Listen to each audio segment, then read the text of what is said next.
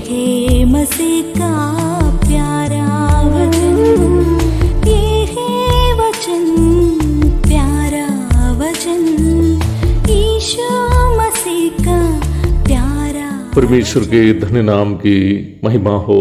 प्रभात मनन के सत्र 1770 में आप सभी का बहुत ही विनम्रता के साथ स्वागत करता हूं।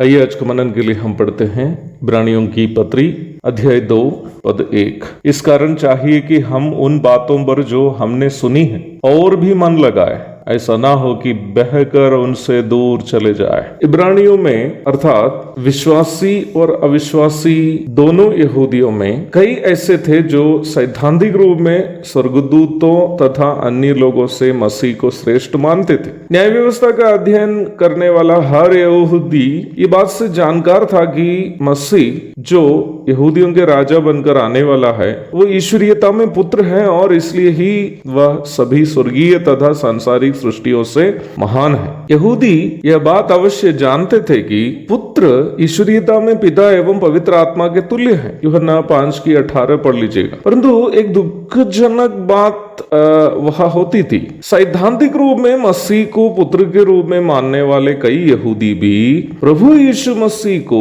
मसीह के रूप में स्वीकार करने के लिए तैयार नहीं थे। आप इस बात को अवश्य समझ सकते हैं कि विश्वासी यहूदी भी समाज में रहने पर वे अन्य आम यहूदी के साथ बात व्यवहार करते ही रहते हैं। हमारा उद्धार हो जाने के कारण हम अपने अविश्वासी रिश्तेदारों एवं मित्रों से दूरी तो नहीं रखते हैं ना। हमें समाज में जहां तक संभव है मिलजुल कर रहना ही पड़ता है। यहूदियों में विश्वासी और अविश्वासी दोनों न्याय व्यवस्था को महत्व देने वाले होने के कारण दोनों के बीच का संबंध अन्य समूहों की तुलना में अधिक ही रहता था। इब्रानियों की पत्री के 2 अध्याय में लेखक इन दोनों लोगों से अर्थात यहूदी मूल से ताल्लुक रखने वाले विश्वासी और आम यहूदी जो उद्धार पाए हुए नहीं हैं, दोनों से संवाद कर रहा है। दोनों की समस्या का समाधान करने की वह कोशिश कर रहा है। आम यहूदी की समस्या यह थी कि वे मसीह की श्रेष्ठता को समझते थे सैद्धांतिक रूप में, लेकिन बढ़ई के घर में पैदा होकर गरीबों के साथ जीवन बिताकर क्रूस पर एक घिनौने अपराधी के समान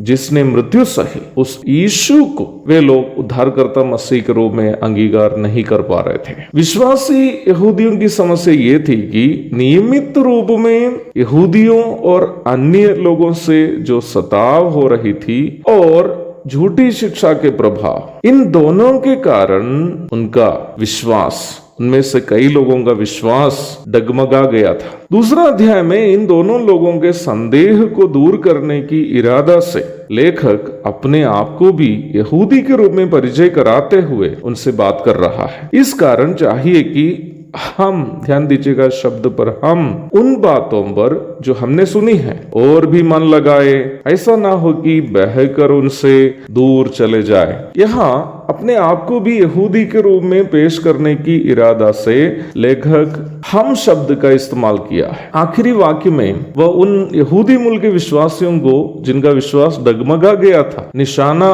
साधते हुए कह रहा है कि ऐसा ना हो कि बहकर उनसे दूर चले जाए। उनका विश्वास को लेखक यहाँ नदी या समुद्र के किनारे रस्सी या जंजीर से बांध कर रखी गई नाव या जहाज से तुलना कर रहा है, जो लहरों के भारी दबाव के कारण रस्सी तोड़कर नहीं तो जंजीर तोड़कर समुद्र में भटकने पर है। यह अनिवार्य रूप में हम भी समझने की एक बात है। सही उपदेश को जानना और सही उपदेश के अनुसार यीशु मसीह के साथ एक व्यक्तिगत संबंध बनाना वास्तविक रूप में उद्धार के अनुभव में जीने के लिए अनिवार्य है। लेखक यहाँ यहूदियों को भी यही याद दिला रहा है कि जो बातें प्रेरितों से सुनी है उसमें मन लगाए ताकि उद्धार के सही अनुभव में जीवन बिता सके और झूठी उपदेश के लहरों के दबाव से, विश्वास से बह भी ना जाए। 2 अध्याय में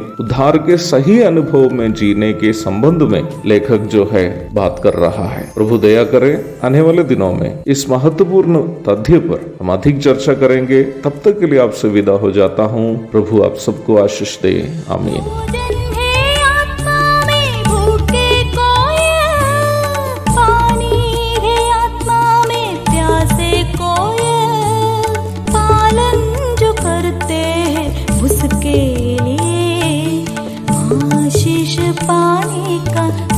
रंग है ये है वचन, प्यारा वचन ईशो